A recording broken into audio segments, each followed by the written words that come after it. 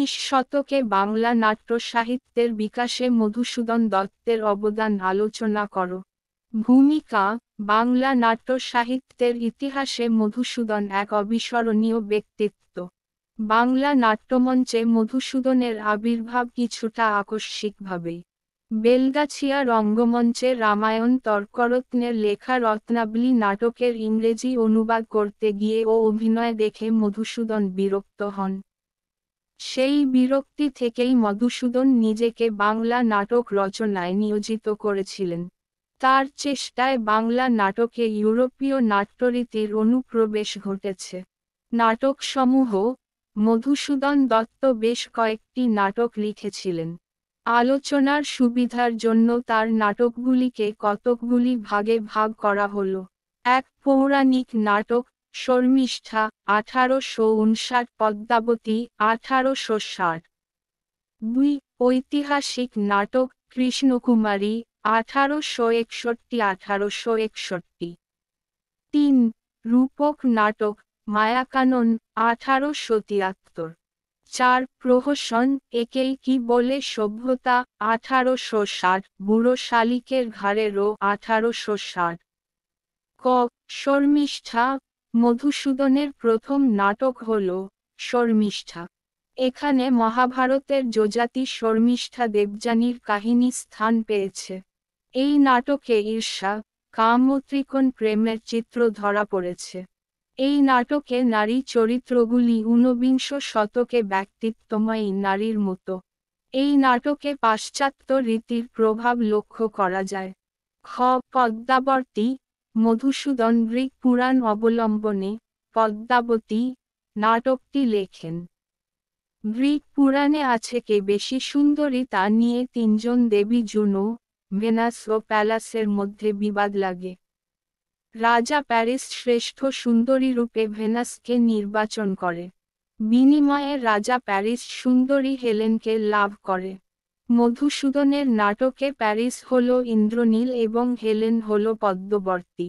Indranil রতিকে venous শ্রেষ্ঠ সুন্দরী রূপে নির্বাচন করে এবং বিনিময়ে ইন্দ্রনীল সুন্দরী পদ্মাবতীকে লাভ করে। গ. কৃষ্ণকুমারী।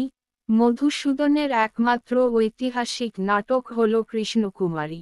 নাটকটির কাহিনী উইলিয়াম টডের আন্নালস অ্যান্ড অ্যাংশকুইশেস অফ রাজস্থান নামক গ্রন্থ থেকে সংগৃহীত হয়েছে।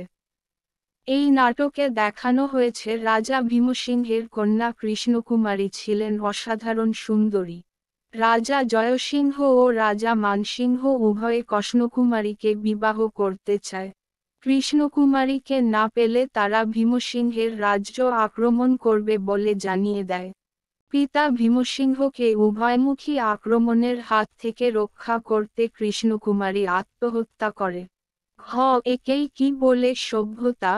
মধুসূদনের শ্রেষ্ঠ প্রহসনমূলক নাটক হল একেই কি বলে সভ্যতা। এই নাটকে নবযুবকদের নিয়ম ভাঙার নামে অপরিমিত মদ্যপান, নীতিহীন জীবনযাপন, জীবনের সহজ ধর্মকে অস্বীকার প্রভৃতি ব্যঙ্গচিত্রের মাধ্যমে দেখানো হয়েছে। প্রকৃতপক্ষে ইয়ং বেঙ্গলরাই ছিল এই নাটকের প্রধান চরিত্র। বুড়ো শালিকের ঘাড়েরও। মধুসূদনের আরেকটি প্রহসনমূলক নাটক হল বুড়ো শালিকের ঘাড়েরও।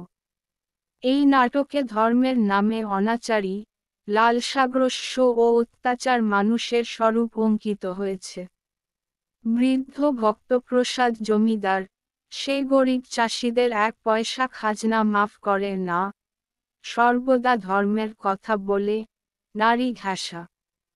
হানিফের স্ত্রী ফতেমাকে দেখতে খুব সুন্দর, তাই ভক্তরাম ফতেমাকে পাবার জন্য লোভ দেখায়। ভক্তরামের পিঠে পড়ে একটা গুমশকিল। মূল্যায়ন: মধুসূদন বাংলা নাটককে আধুনিকতার অঙ্গনে এনেছিলেন।